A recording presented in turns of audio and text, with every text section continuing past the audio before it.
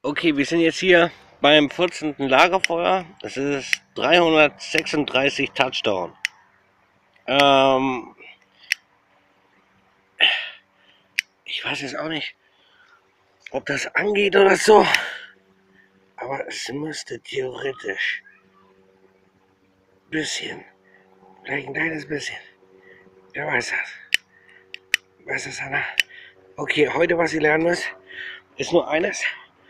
Es geht darum, was der Coach gegenüber sagt, sobald der Spielzug eintritt, da wo wir jetzt ankommen.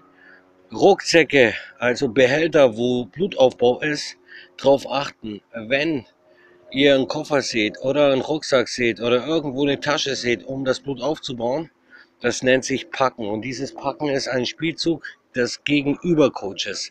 Daher darüber nachdenken, wenn ihr sowas hört, dass ihr auf das achtet, sobald ihr eine Tasche seht. Hier ist jetzt das 14. Lagerfeuer, 336 Touchdown. Wir versuchen jetzt mal das Ding hier anzukriegen irgendwie. Sachen, es muss irgendwie, doch irgendwie.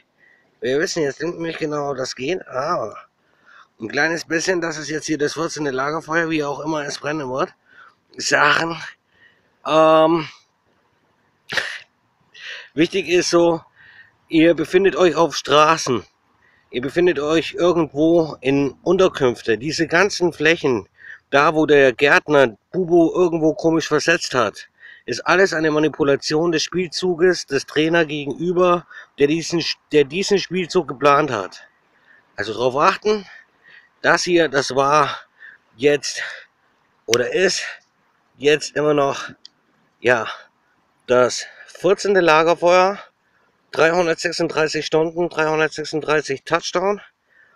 Und was kann ich noch sagen dazu?